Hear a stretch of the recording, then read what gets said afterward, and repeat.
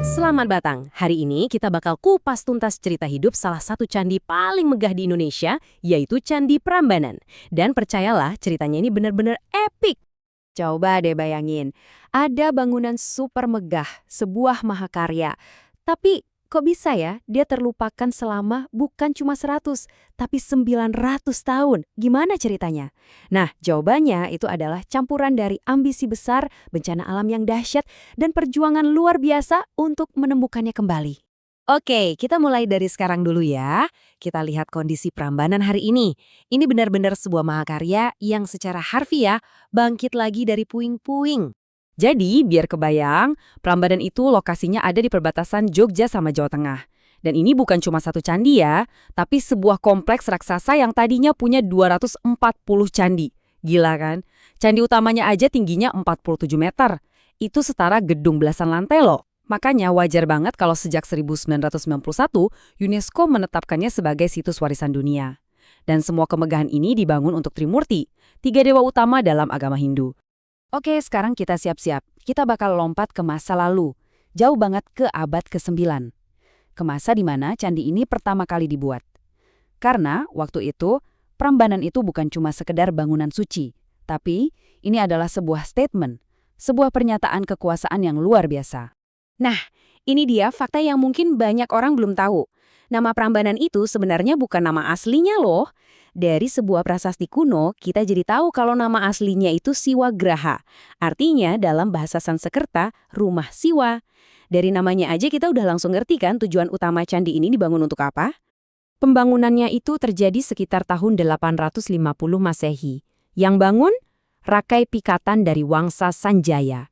Dan ini bukan sekedar proyek biasa, ini proyek gengsi. Jadi ceritanya, saat itu ada 2 dinasti besar, Sanjaya yang Hindu dan Sailendra yang Buddha. Nah, Sailendra udah bangun Borobudur yang super megah, Sanjaya nggak mau kalah dong, jadi mereka bangun Prambanan sebagai tandingannya. Ini kayak pertarungan simbolis buat nunjukin siapa yang paling berkuasa di Jawa saat itu. Oke, jadi bisa kita simpulin ya, ada 3 fungsi utama Prambanan. 1, jelas untuk memuliakan Dewa Siwa. 2, buat pamer kekuasaan raja, biar semua orang tahu siapa bosnya. Dan 3, jadi pusat segala upacara keagamaan kerajaan Mataram kuno saat itu. Tapi sayangnya, kemegahan ini nggak bertahan lama. Zaman keemasannya itu cuma sekejap, kurang dari 100 tahun. Setelah itu, serangkaian bencana datang bertubi-tubi, yang akhirnya bikin candi ini terlupakan. Jadi, apa yang terjadi? Ada 3 pukulan telak yang bikin Prambanan runtuh. Pertama, sekitar tahun 930-an, ibu kota kerajaannya pindah ke Jawa Timur. Kenapa? Kemungkinan besar gara-gara letusan Gunung Merapi. Otomatis candi ini jadi nggak keurus, ditinggalin begitu aja. Lalu selama berabad-abad, alam pelan-pelan mengambil alih candi ini. Nah, pukulan pamungkasnya itu gempa bumi super dahsyat di abad ke-16. Boom! Sebagian besar candi langsung ambruk jadi tumpukan batu doang. Coba bayangin, selama hampir 900 tahun, Prambanan itu diam membisu. Cuma jadi tumpukan batu yang ditelan sama hutan belantara. Sampai akhirnya, sedikit demi sedikit, sejarahnya mulai terungkap kembali. Dan perjalanannya tuh panjang banget loh, makan waktu ratusan tahun. Awalnya ditemuin lagi sama orang VOC tahun 1733. Terus di zaman Raffles baru deh didokumentasiin lebih serius. Tapi restorasi yang beneran yang pakai metode arkeologi itu baru mulai tahun 1918. Puncaknya, tahun 1953, waktu Candi Siwa, candi utamanya, selesai dipugar dan diresmikan langsung sama Presiden Soekarno. Nah, proses restorasinya ini nggak asal-asalan. Ada prinsip super ketat namanya anastilosis. Gampangnya gini, candi itu cuma boleh dibangun ulang kalau minimal 75% batu aslinya ketemu. Jadi nggak bisa nebak-nebak. Makanya kalau kalian ke Prambanan, kalian lihat banyak tumpukan batu di sekitar candi utama. Nah, itu sisa-sisa candi kecil yang batunya nggak cukup buat dibangun lagi. Semua ini demi menjaga keaslian sejarahnya. Oke, cukup masa lalunya. Sekarang kita balik lagi ke zaman sekarang. Gimana sih nasib Prambanan di dunia modern? Prambanan sekarang itu bukan cuma museum batu yang diam. Ini adalah tempat yang hidup. Buat umat Hindu, ini pusat ibadah untuk upacara besar kayak Nyepi. Buat kita semua, ini salah satu tujuan wisata paling top di Indonesia.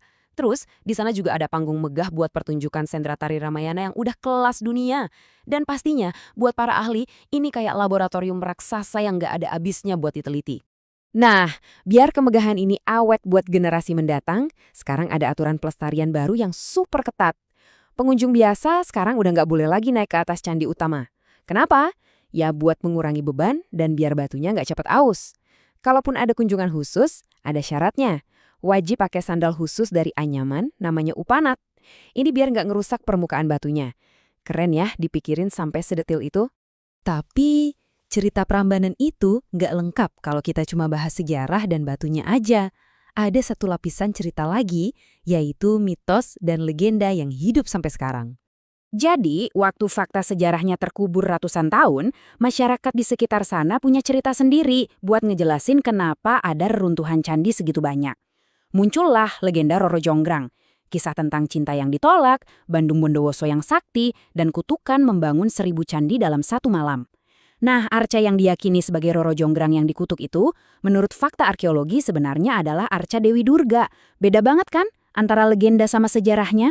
Ini nih yang bikin kita mikir, kira-kira mana yang lebih nempel di ingatan kita sebagai bangsa? Apakah fakta sejarah yang susah payah digali dari reruntuhan batu, atau justru legenda yang terus hidup, yang diceritain dari kakek nenek ke anak cucu, yang udah jadi bagian dari hati kita?